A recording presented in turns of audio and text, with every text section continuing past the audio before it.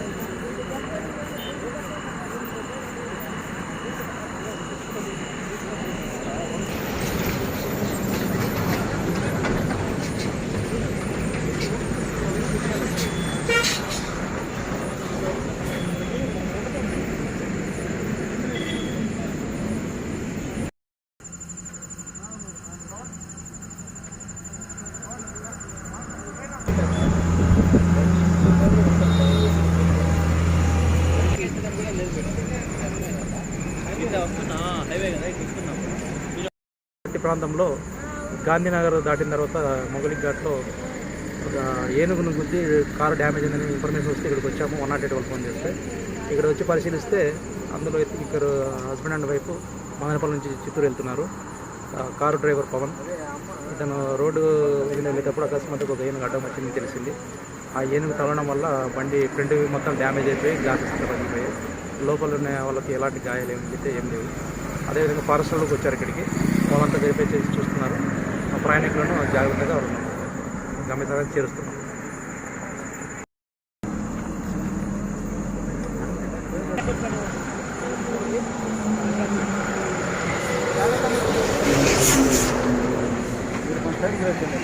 నేను లైట్ వేస్తాను, 2 లైట్లు తీసుకొని.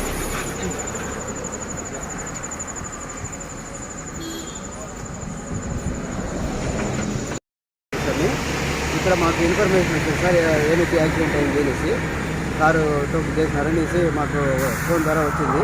వెంటనే మేము అంతా అలర్ట్ అయ్యి మా స్టాఫ్ మొత్తము ఇక్కడికి వచ్చి ఇక్కడ పరిశీలిస్తే గుంపేనుగులు రోడ్డు క్రాస్ చేస్తూ ఉన్నాయి. జగమర్ల క్రాస్ దగ్గర రోడ్డు క్రాస్ చేస్తున్నాయి. అందులో అన్నీ వెళ్ళిపోయిన తర్వాత లాస్ట్లో ఇంకోటి మామూలుగా వెనకాల ఒకటి వస్తుంది. ఆ విషయం వాళ్ళకి తెలియదు కాబట్టి వెంటనే దూరేసినారు వాళ్ళు. వాళ్ళు ఎక్కడి నుంచి సార్ వస్తానండి? వాళ్ళు మదనపల్లి నుండి చిత్తూరుకి వెళ్తా ఉన్నారు. పలంనేరు జగమర్ల క్రాస్ దగ్గర వాళ్ళు మదనపల్లి నుండి ముగ్గురు వస్తా ఉన్నారు కార్లో. ఒక లేడీ, 2 వాళ్ళు బ్రేక్ వేస్తే కూడా కారు నిలవలేదు, దగ్గరకు వచ్చేసింది కాబట్టి గుద్దేసినారు. అది ఏనుగు కింద వెళ్ళిపోయింది. కానీ ఎవరికి ఇంజూరీ ఏం కాలేదు వీళ్ళకి. ఏనుగు కూడా ఏమి అయింటే అది పోయిండదు. కానీ మేము కూడా ఇంకా పోయి దాన్ని గమనిస్తాము, ఎక్కడ ఉంది ఏమి అనేది చూస్తాము. వాళ్ళు చిత్తూరుకి వెళ్తున్నారు. వాళ్ళు ఈ లోపల అంతా మీడియాను, పోలీసులు, మేము అందరూ వచ్చేసాము. వాళ్ళని విచారించాము. వాళ్ళకి ఏమి ఇంజూరీ లేదు. ఇంకా కార్ని వాళ్ళు ఇక్కడే ఉన్నారు. Okay sir, thank you sir.